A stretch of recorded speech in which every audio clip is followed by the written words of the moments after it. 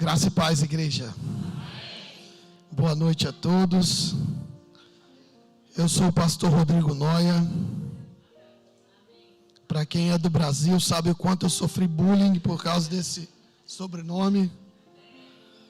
Mas temos orgulho de pertencer a essa família. Amém? Porque os outros precisam usar drogas para ser Noia, eu não. Eu sou chapado de Jesus. Sou cheio de algo que nos deixa apaixonados, enlouquecidos. E é uma onda que não passa. Amém? Amém? Abra sua Bíblia comigo no livro de Atos dos Apóstolos.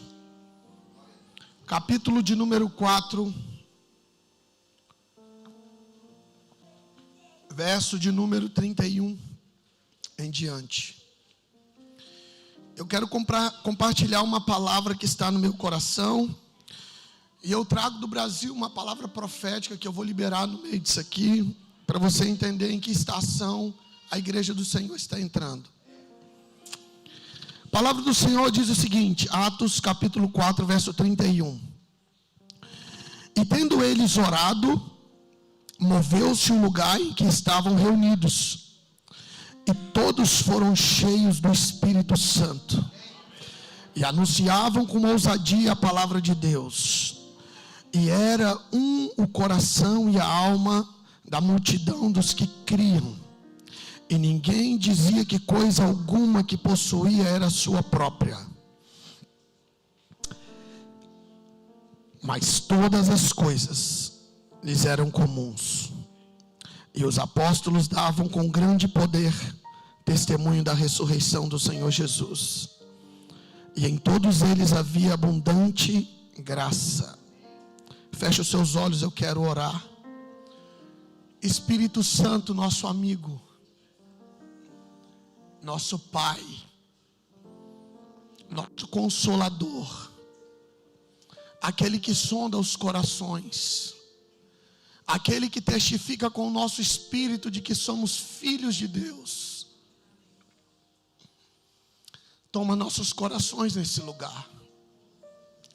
Traz a revelação da tua palavra, porque ela alimenta.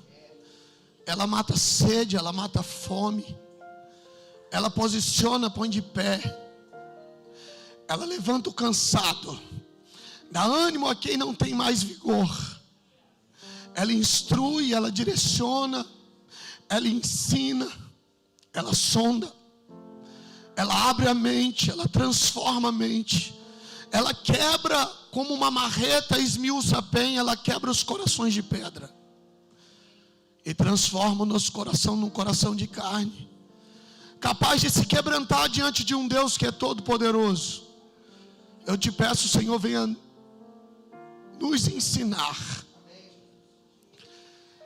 Nós estamos aqui com a mente prontas a entender, mas com o coração queimando como uma criança diante de um pai, apaixonados pelo Senhor.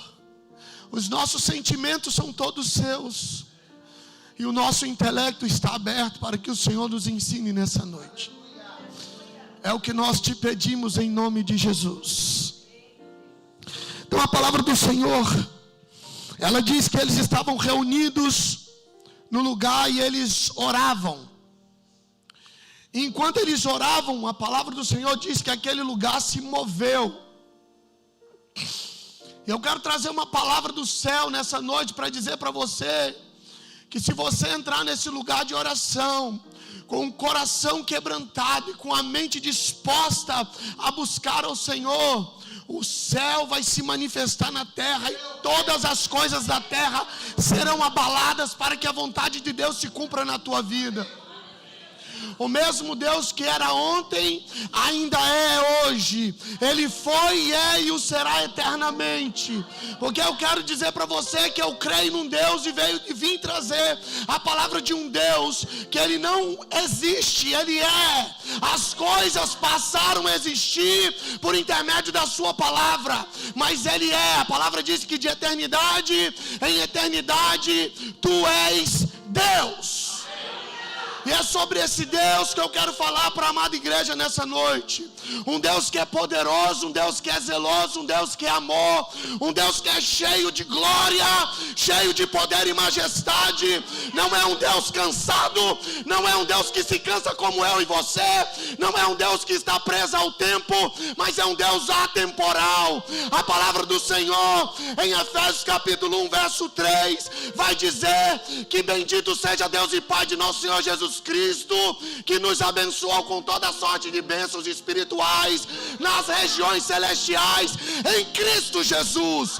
É um Deus que não espera tempo como nós. Nós estamos presos no Cronos por conta do pecado.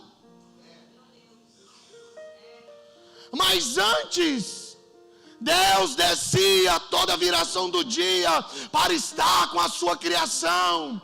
E a palavra do Senhor diz que quando Deus criou céus e terra e todas as coisas antes do homem, Ele olhou e disse: Antônio, eis que tudo que eu criei é bom.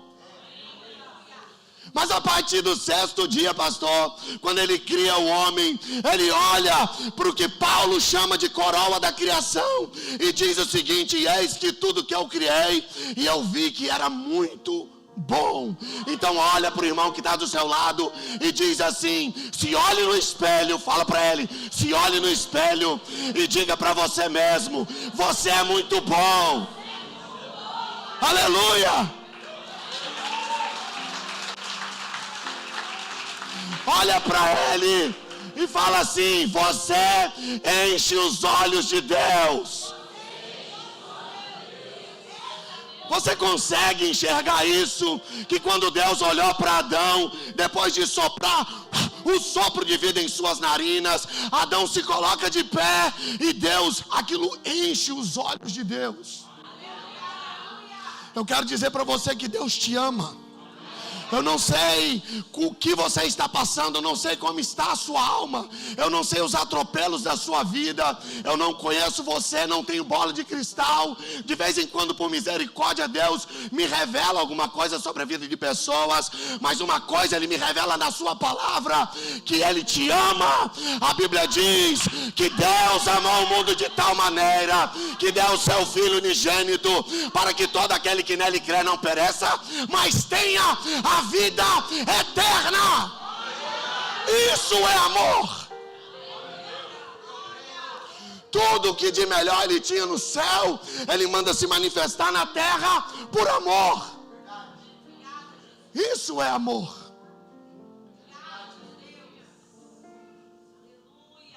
Aleluia. Eu sinto a presença de Deus nesse lugar.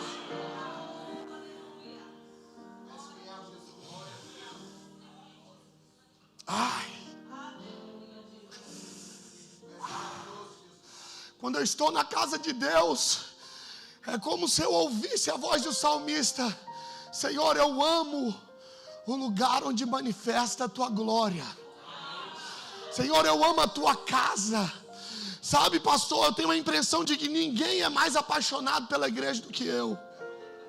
Foi na igreja que Deus me salvou, foi na igreja que Deus me curou, foi na igreja que Deus me libertou das drogas, foi na igreja que eu virei homem de verdade, deixei de ser um moleque, foi na igreja que Deus me apresentou uma mulher, do qual eu sou casado há 20 anos, foi na igreja que Deus me ensinou até a ler direito.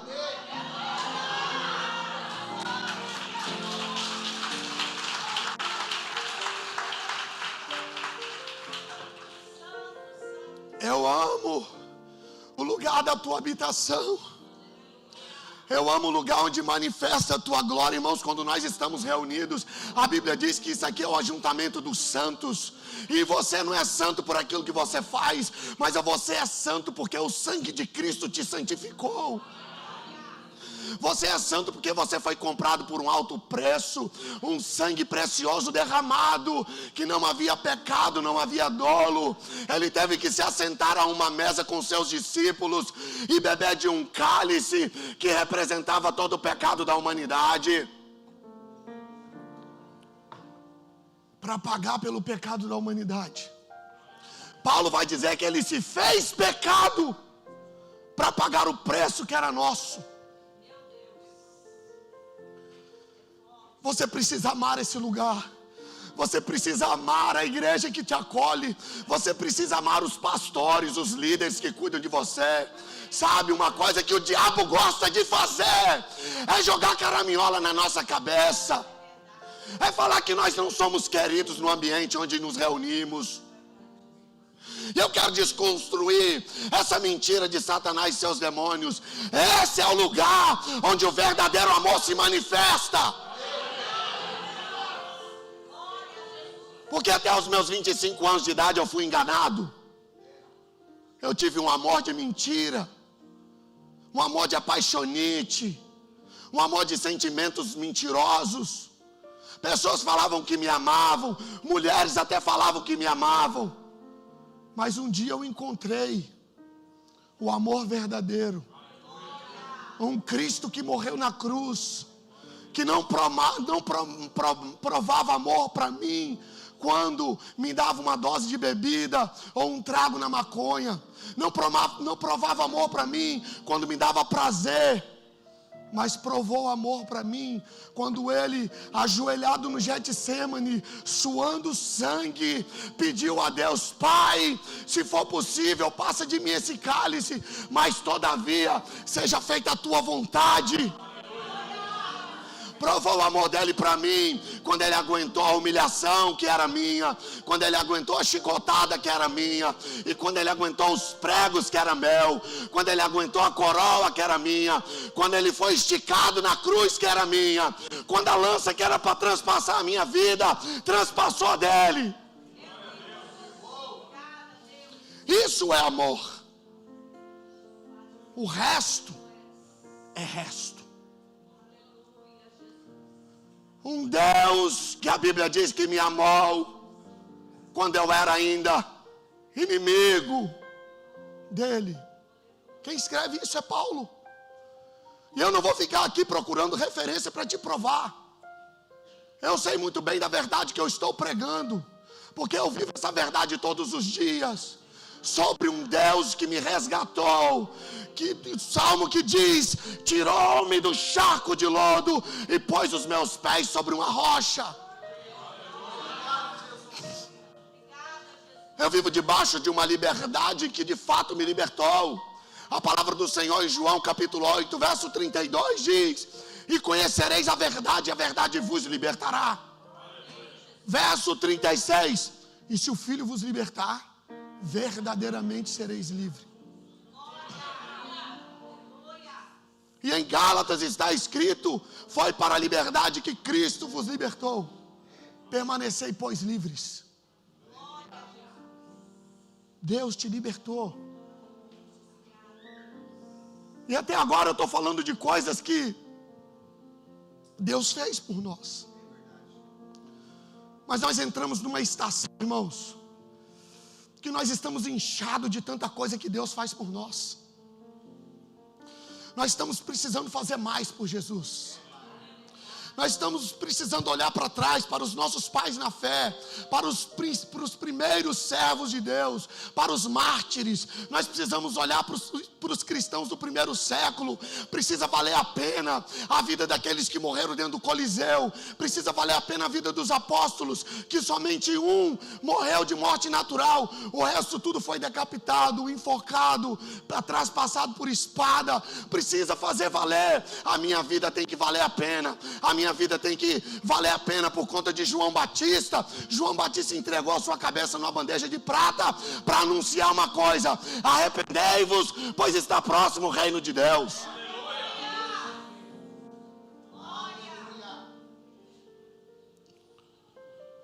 Eles oraram e o chão daquele lugar se moveu. Não somente isso, mas quando eles oraram, olharam um para os outros e falaram assim: sabe, Antônio, o que eu tenho não é só meu, você precisa de quê? A igreja precisa acordar para uma vida de oração que faça a mim e a você entender que o próximo não pode sentir falta de nada. E o próximo, Ou é da sua família de sangue, ou é da sua família de fé. Não pode. Uma vida que é encharcada da presença de Deus, olha para o outro com olhar de misericórdia. O que é misericórdia? Misericórdia é o coração de Deus voltado para o estado de miséria do homem. Que o Senhor tenha misericórdia de nós. E eu não estou pregando aqui contra o capitalismo. Eu prego do mesmo jeito que Paulo prega: aquele que não trabalha não coma. Eu não estou falando aqui, pastor, de nós sustentarmos preguiçosos que não querem trabalhar. Eu estou falando de uma unidade que supera a união e que não deixa ninguém do meu lado sofrer o dano sem que eu mova uma mão para abençoar. É sobre isso que eu estou pregando.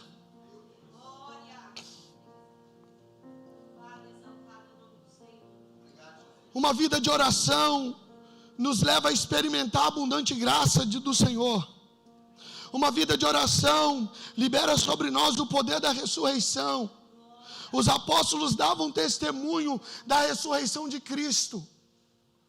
Nós estamos entrando numa estação da igreja. Eu quero falar para os irmãos que nós estamos, eu acredito, na última estação da igreja na terra. Jesus está voltando. Os sinais são muito claros. E eu não estou aqui marcando data, eu não sou doido. Mas eu estou dizendo para você: apressa-te a consertar a sua vida. A palavra do Senhor diz assim: prepara-te, ó Israel, para te encontrares com o teu Deus. O nosso Deus vem aí. Do jeito que está escrito, Ele vem. Não tardará e Ele virá.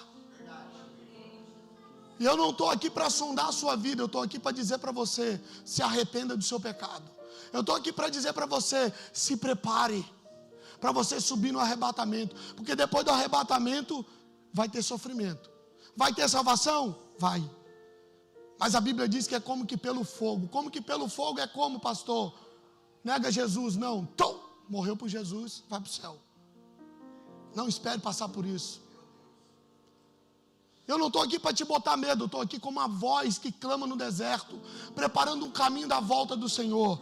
João Batista veio e preparou o caminho da vinda, mas Deus falou comigo que vai levantar uma geração, e eu já faço parte dessa geração, para dizer para você, para preparar o caminho da volta do Senhor.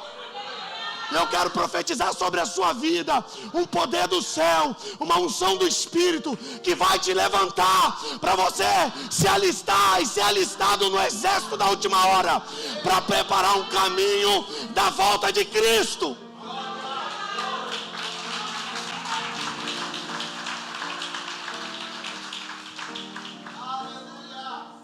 Eu tenho buscado a Deus e ouvido a Deus, e Deus tem falado para mim: filho, eu vou liberar o nascedouro de gerações poderosas na terra. A primeira geração é a geração de João Batista. Como aconteceu isso? A Bíblia diz em Lucas capítulo 1, verso 5, que no tempo do rei Herodes existia um sacerdote chamado Zacarias. A Bíblia diz que ele era do turno de Abias. E aquele sacerdote, por que eu chamo tanta atenção dos sacerdotes? Porque Zacarias mostra para mim que um sacerdote precisa assumir o seu turno. Se Zacarias não assume o turno, se Zacarias fica com a bunda sentada no sofá assistindo o Flamengo, que ganhou ontem de 3-0. E é um problema sério. O senhor tem que dar glória a Deus por causa do fuso horário. Porque os flamenguistas aqui não assistem jogo no horário do culto. Mas lá no Brasil está uma praga do deserto. Você olha para as cadeiras e você sabe que o flamenguista está em casa. Porque é no horário do culto. Porque na verdade é 2 horas antes do culto. E eu posso falar, pastor? O infeliz, em vez de se arrumar, porque o jogo acaba 15 minutos antes de começar o culto. O sangue de jacaré fica em casa. Eu estou falando dos meus crentes, não estou falando de vocês.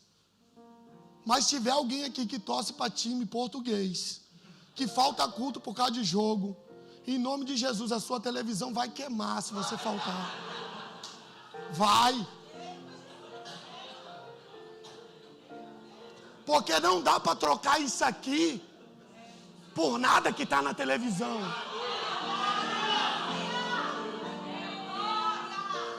Aqui é o lugar que Deus destrava a sua vida. Aqui é o lugar que Deus sustenta seu casamento. Aqui é o lugar que Deus dá crescimento para os seus filhos no lugar seguro. Aqui é o lugar que Deus libera a bênção. Aqui é o lugar que Deus purifica a sua vida. Aqui é o lugar de vitória para você.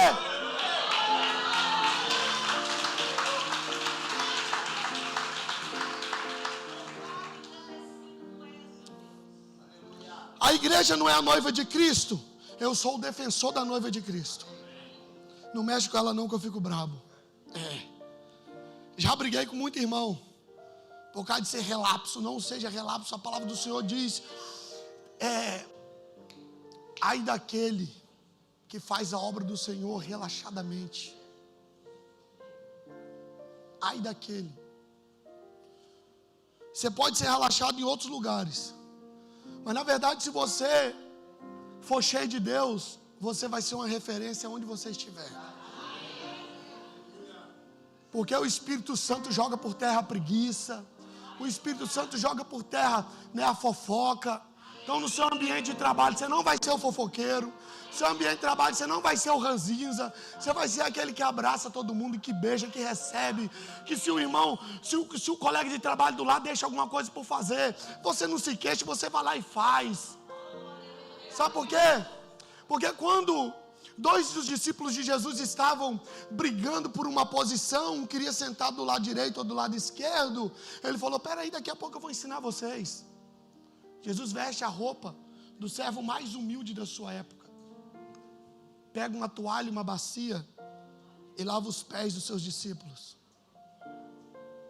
Você sabia que nessa passagem Jesus se vestiu assim? Você sabia que o que Jesus fez era o papel de um servo mais humilde de uma casa que lavava os pés dos viajantes? Então, se você quer ser grande na terra, seja o que mais serve. Não espere reconhecimento dos homens, faça por amor a Ele.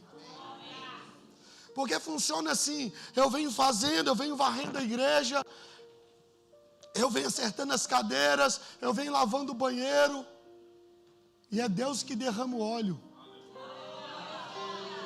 Não existe ministério sem serviço. Não existe graça sem servidão. E você aprende essas coisas onde? Num lugar de oração. Então, se as bênçãos estão nas regiões celestiais, Efésios 1, 3, Deus vai e pega no verso 2 e 6 de Efésios e diz o seguinte: e juntamente com Ele nos ressuscitou e nos fez assentar nas regiões celestiais. Eu estou te ensinando um caminho. Primeiro eu falei o que a oração fez com eles lá e o que pode fazer conosco. Agora eu estou te ensinando o caminho. As bênçãos estão nas regiões celestiais. Só que você descobre agora, está botando aqui o versículo? Tá? Então tá bom. Que Ele nos ressuscitou e nos fez assentar nas regiões celestiais em Cristo Jesus. Então as bênçãos estão lá e você já está lá. Mas como assim, pastor? Eu estou aqui. Deixa eu te ensinar como que funciona. Esse corpinho bonito, essa carinha bonita que Deus te deu, não vai lá, mas o seu espírito vai.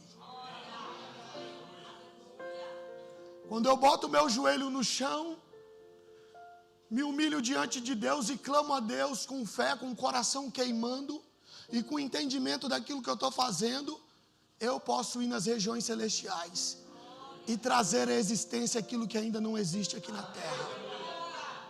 Geralmente é assim que acontece um milagre. Não é? A gente ora e Deus cura, a gente ora e Deus abre porta. É quando a gente vai nas regiões celestiais e trazer aquilo que já está pronto. Deus já fez. E agora a gente vai em espírito, pela fé. O que é a fé? É o firme fundamento das coisas que se esperam e a prova das que não se vê. Eu não vejo com isso aqui, mas com os olhos do coração, eu vou nas regiões celestiais por fé e trago a existência. Eu quero dizer para você que você é capaz de orar e trazer coisas do céu para a terra. Do céu para a terra. Do céu para a terra. E eu queria que você levantasse a sua mão e dissesse: do céu para a terra. Do céu para a terra. Do céu para a terra. Se você crê nisso, comece a memorizar aquilo que você veio buscar nesse lugar. E diga: do céu para a terra. Do céu para a terra. Aleluia! Deixa eu voltar para a história de Zacarias. Eu vou lá e volto cá. Isso aqui é um pastor com TDAH pregando. Ele consegue... Eu estou com 2 sermões abertos. Pode falar, ele é doido.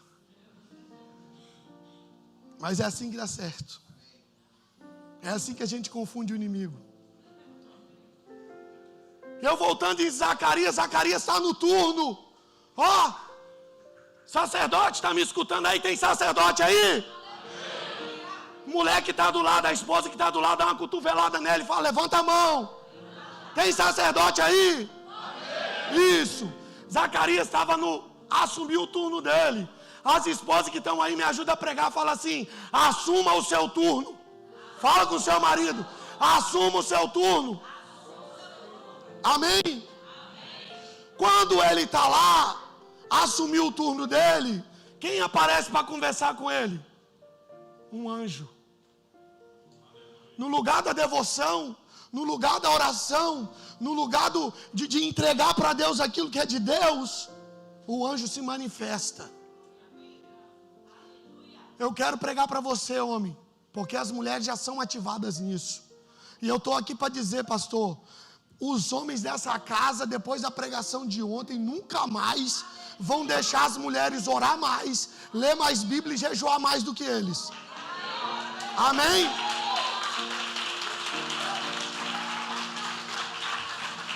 Amém, diácono?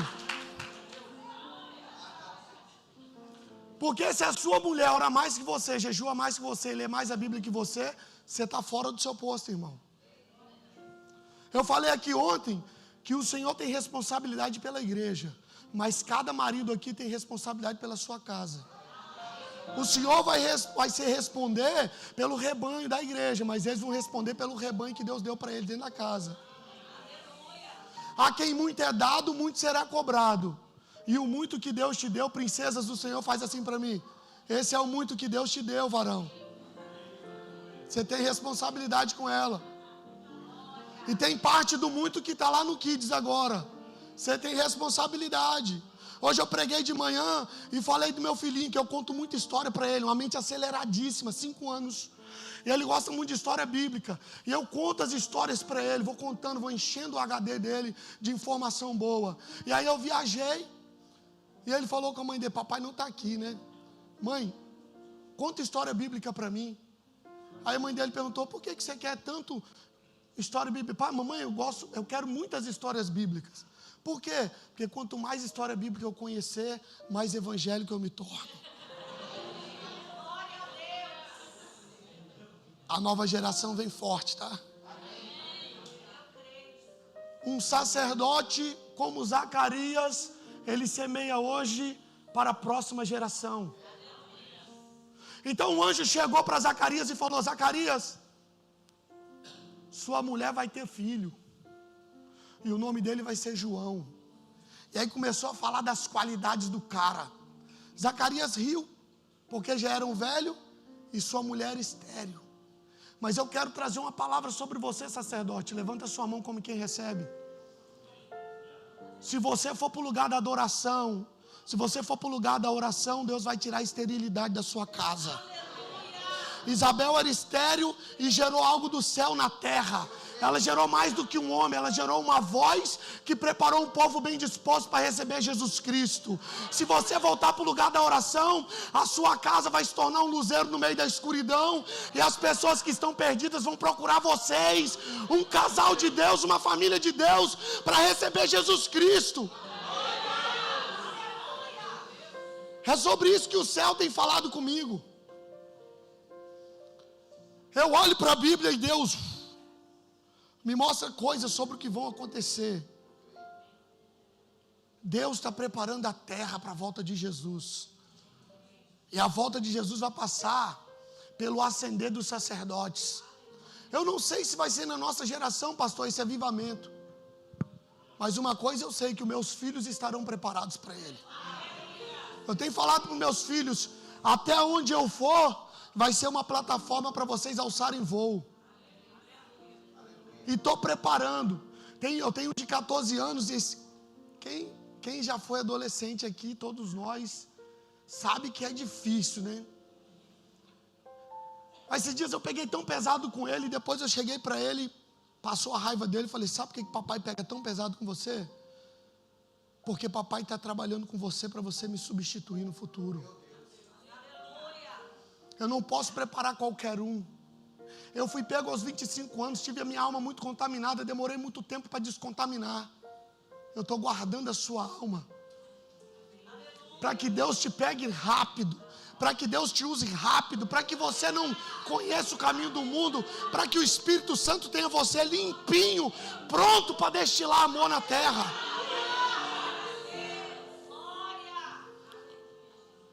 Meu Deus. Então ele nos fez assentar nas regiões celestiais em Cristo Jesus.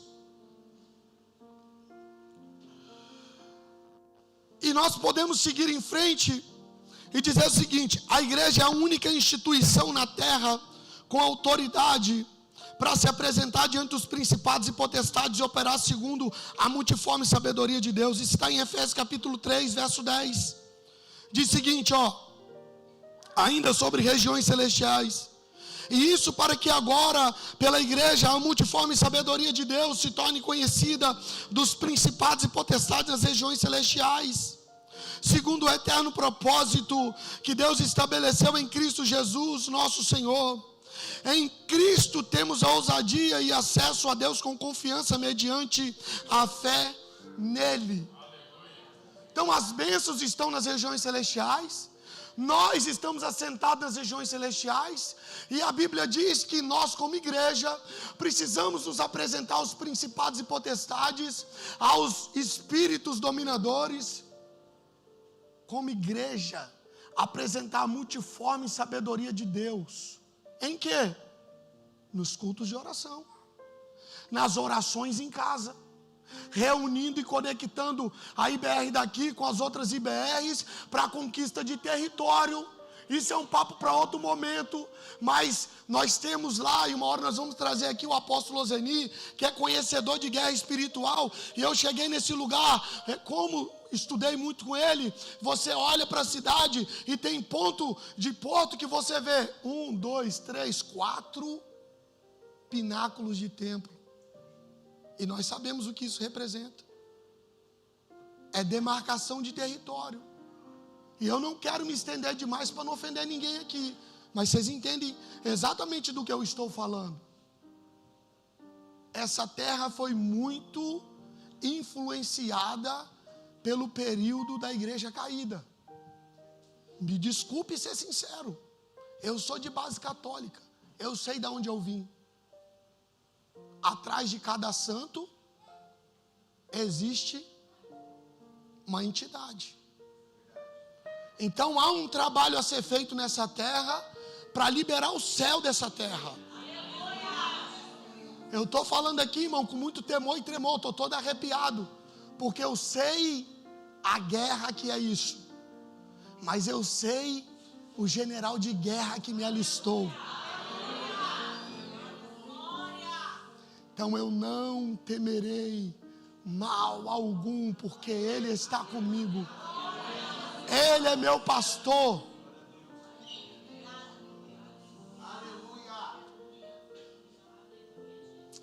Quando você quiser arrumar uma confusão aqui dessa, você pode me chamar que eu estou dentro. Eu gosto de confusão. Deus é conosco. O Deus Emanuel significa Deus conosco. Ele tabernaculou no meio dos homens. E depois que ele foi assunto ao céu, todo aquele que levanta a mão, ele já não usa mais um templo feito por mãos de homens, mas ele usa o trono do nosso coração para habitar. Então eu não temerei mal algum, porque ele está comigo. A sua vara e o seu cajado me consolam. Ele prepara para mim uma mesa na presença dos meus inimigos. Unge a minha cabeça e o meu cálice transborda.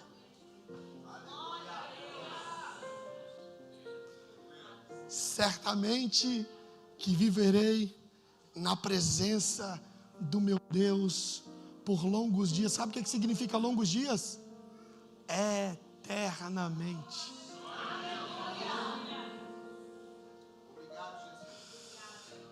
Tu és maravilhoso, Senhor. E nós entraremos na guerra que o Senhor nos mandar entrar. Estou falando de coisas aqui, pastor, com muito temor no coração. Mas jamais entrarei numa guerra sem o comando do meu Deus. Antes de eu sair do Brasil, um profeta me abraçou e estava intercedendo por essa viagem. Ele falou assim: eu encontrei ele num congresso de homens, em que eu fui para me alimentar, não fui para ministrar. E ele falou: foi bom te encontrar aqui, eu sei que você vai viajar segunda-feira, e Deus mandou dizer para você, que é para você orar em línguas o tempo que você estiver lá. E Deus vai te dar discernimento para você não entrar em guerra que você não precisa entrar.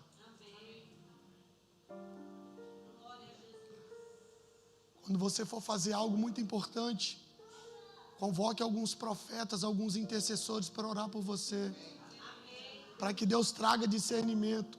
A antiga sabedoria, a sabedoria judaica, vai dizer que até para estudar a Bíblia sozinho é perigoso você cair em estupidez. Então aprenda com os outros, ore com os outros, caminhe com os outros. Porque tem um lema na ferramenta que eu faço parte, Legendários, que diz: homem sozinho é presa fácil para o inimigo. Tenha sempre alguém, um time que guarde as suas costas. Hoje eu fui pregar de manhã, e quando eu olhei no celular, estava um texto da minha mulher: que Deus te use poderosamente. Eu estarei aqui, intercedendo por você e guardando suas costas. Mulher, guarde as costas do seu marido. Marido, guarde as costas da sua mulher. Vocês são um time, vocês não são inimigos. Amém?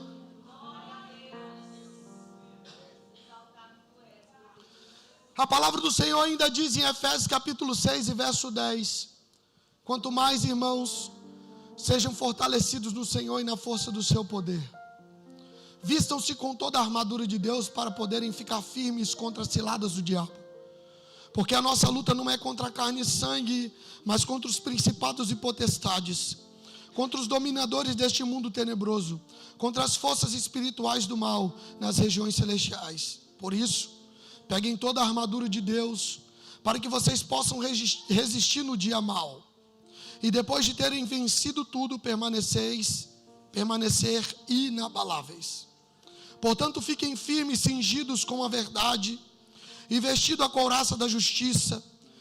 Tenham os pés calçados com a preparação do evangelho da paz, segurando sempre o escudo da fé, com o qual podereis apagar todos os dardos inflamados do maligno.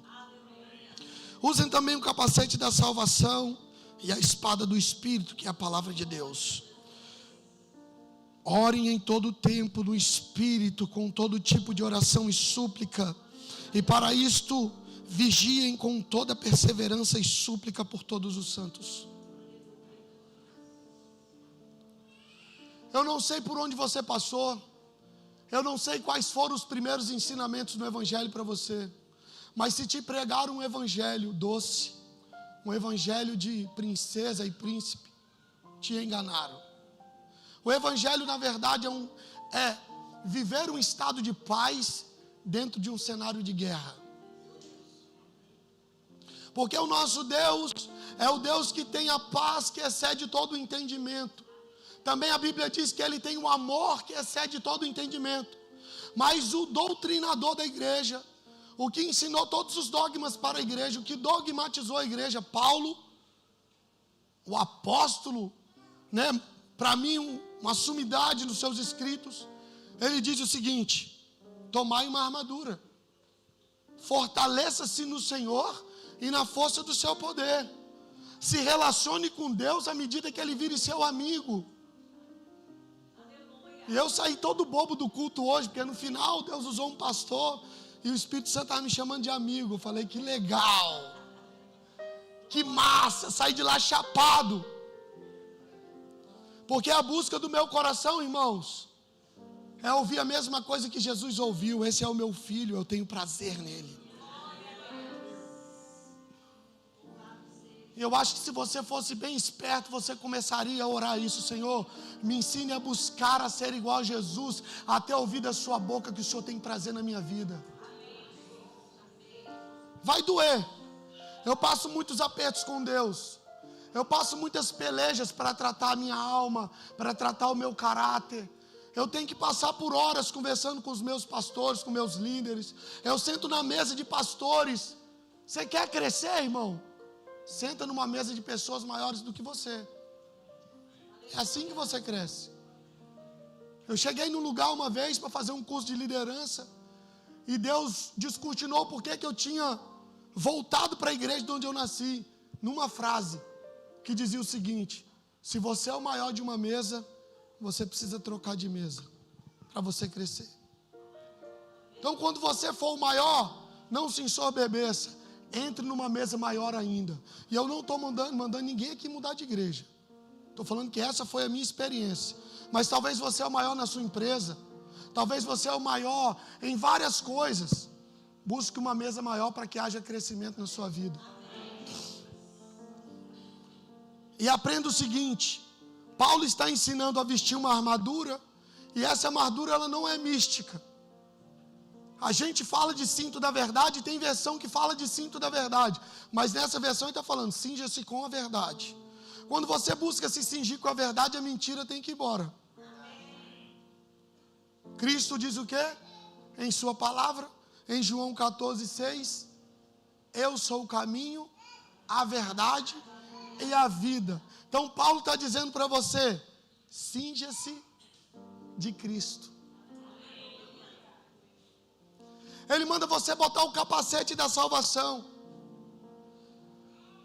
Davi clama para Deus tornar a dar a alegria da salvação. Precisamos clamar a Deus para Ele todo dia manter a alegria da salvação. O dia que você acordar na sua casa azedo por algum problema, você olha no espelho, bota a mão na cabeça profeticamente e fala assim: alma, fique no seu lugar, porque eu tenho o capacete da salvação. A alegria do Senhor é a minha força. A alegria do Senhor me faz ficar de pé. Porque se tem uma pessoa para quem você precisa pregar, é para a sua própria alma. Ô bicha cretina. Nós somos o espírito, temos uma alma e habitamos num corpo, certo? Então, entre o espírito e o corpo tem uma alma. Flávio Damasceno, doutor, ele diz o seguinte, que a alma é a capela onde o espírito e o corpo se casam. Ele é doutor em cura interior. Então, se a alma é a capela onde o espírito e o corpo se casam, tem muita coisa que são resolvidas ali. A alma, ela é formada por mente, coração e volição, que é a capacidade de tomar decisão. Se a sua mente está bagunçada, você vai tomar decisão errada, sua volição está dominada. Se as suas emoções estão dominadas, sensações negativas, pensamentos negativos, sua volição, sua capacidade de tomar decisão vai ser toda errada. Então, se eu tenho um conselho para dar para você nessa noite, cure a sua alma, trate a sua alma, busque equilíbrio emocional. Porque quem mais prega mentira para você não é o diabo, é a sua alma. Sabe de uma coisa? O maior inimigo da sua alma não é Satanás, é ela mesma. Porque, preste atenção, eu vou entrar num assunto aqui que pode endoidar a sua cabeça. Tem quanto tempo que vocês não veem um endemoniamento? Estou falando de arma espiritual. Manifestação de demônio. Tem quanto tempo? Tem muito tempo que não acontece aqui? O diabo, lá no Brasil, vou falar do que eu estou vivendo e o Espírito Santo está me mostrando. Ele mudou de estratégia. Ele não se preocupa mais em possuir o Espírito. Talvez aqui ainda tenha muito misticismo, muita macumbaria, coisa que está bem fraco no Brasil. O Evangelho no Brasil, hoje, num país de 200 e tantos milhões de habitantes, nós somos 60% do país. Então tem muita coisa que o Evangelho erradicou no Brasil. Então como que o diabo está trabalhando, pastor? Mente e coração. Só na alma. Aí você pode orar que não manifesta. Aí o Espírito Santo me mostrou isso e começou a me ensinar um caminho. Filho, porque eu sou pentecostal até a tampa, né? Eu sempre busquei poder, estudei sobre os dons. E ele falou assim, eu vou te ensinar um caminho. Quando Cristo se manifestou na terra, ele não veio manifestar poder, ele veio manifestar amor. Então, aí Deus começou a falar, todo dom, ele é para manifestar amor. Falei, uau! E eu sou um estudioso da palavra, e Deus me mostrou na palavra. 1 Coríntios capítulo 12, discorre sobre os dons do Espírito, os dons de poder, línguas, né, operação de maravilha, o dom da fé. Só que lá no último versículo, tem um versículo que vira uma chave.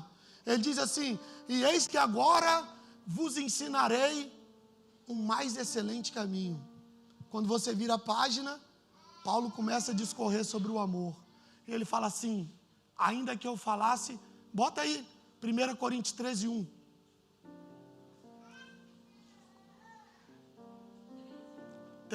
Agora.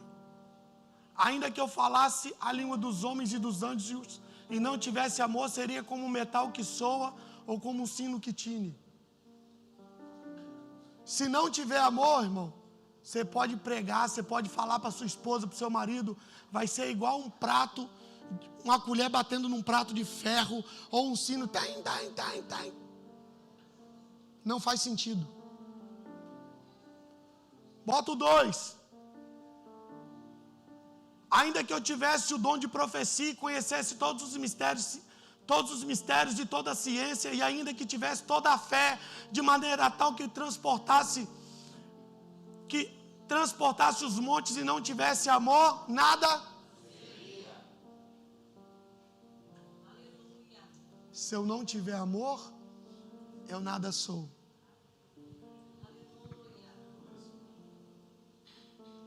Então você pode rodopiar, irmão, eu gosto desse negócio também. Eu gosto do mover, eu gosto de chorar, eu gosto de falar em línguas. Eu obedeci o profeta. Eu não sei se minha família percebia, mas de vez em quando eu estava igual um doido. Porque o profeta mandou fazer. Eu vou desobedecer.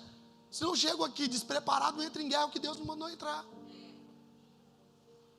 Eu gosto dessa doideira. Mas a Bíblia está dizendo que se eu não tiver amor, eu não sou nada.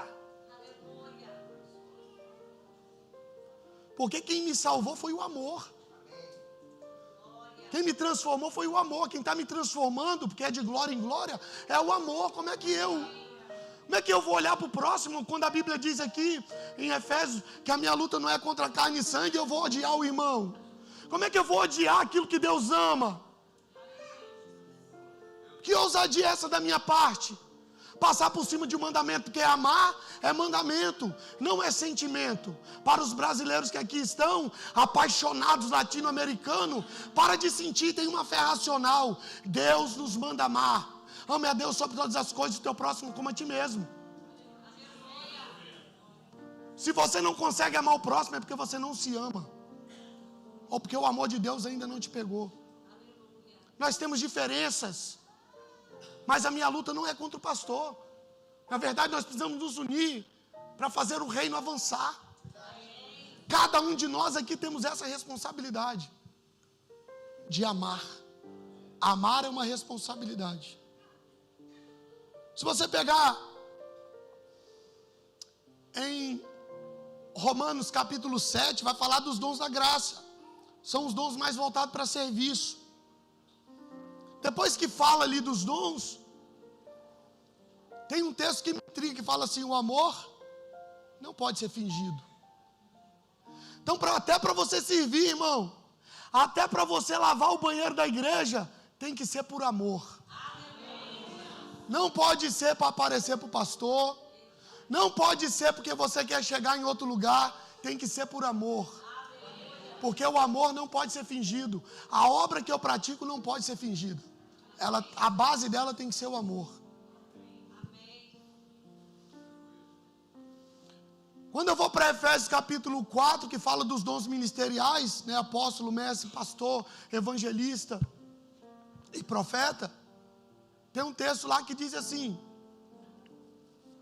e isso, os ministérios que Jesus deixou, é para a edificação do corpo em amor. Então o segredo de tudo é o amor. Eu vim trazer uma mensagem para essa igreja. Ame mais. Critique menos. Ame mais. Enxergue menos defeitos. O defeito que você enxergar, não critique. Fale assim: pastor, estou enxergando isso, posso resolver? Não traga crítica falando que é crítica construtiva não, que eu conheço alma cretina. Deixa eu falar por ele. Deixa eu brigar com você por ele. Tem defeito? Fala assim: pastor, estou vendo isso aqui. Você enxerga igual a mim? Posso te ajudar a resolver? Seja um amigo do seu pastor. Seja um parceiro da obra de Deus. A obra de Deus não precisa de críticos. Não precisa. A obra de Deus precisa de pessoas com o coração queimando para amar cada vez mais. Porque não é mais sobre nós aqui, irmãos. Deixa eu fazer uma pergunta: todos aqui já aceitaram a Jesus? Todos? Então não é sobre nós mais. É sobre quem está lá fora e precisa vir cá para dentro. O aprisco precisa ser cheio. E críticas não ganham almas, mas amor ganha. Eu queria que você se colocasse de pé. Conferir a nossa agenda. Todas as quartas-feiras, temos a reunião de intercessão. Venha orar conosco e apresentar as nossas causas diante de Deus. Participe da Cesta Abundante. O Senhor tem realizado grandes coisas em nossas sextas-feiras. Não fique de fora. Venha viver o poder de Deus com a gente. Domingo é o domingo da família. Traga toda a sua família e venha adorar ao Senhor conosco. Um momento de comunhão, louvor e edificação para todas as idades. Não fique de fora. Deus tem algo especial para a sua família. O Espaço Kids também estará aberto, com atividades que ensinam sobre Deus de forma alegre e divertida para as crianças. Dos dias 3 a 8, estaremos vivendo uma poderosa semana de oração. Será um tempo de busca e fé. Não fique de fora. E no primeiro domingo do mês, celebramos juntos a Santa Ceia do Senhor. Venha participar desse momento especial de comunhão. E se puder, traga 1 quilo de alimento não perecível e abençoe vidas através do Projeto Esperança. Sábado, dia 15. Culto de jovens. Teremos a participação especial do pastor Ítalo. Será uma noite de adoração e comunhão. Venha e traga um amigo. Para ficar por dentro de tudo, siga nossas redes sociais. Curta, comente, compartilhe e ajude a espalhar essa mensagem. Juntos, somos mais fortes. IBR Feira. Seu lugar é aqui.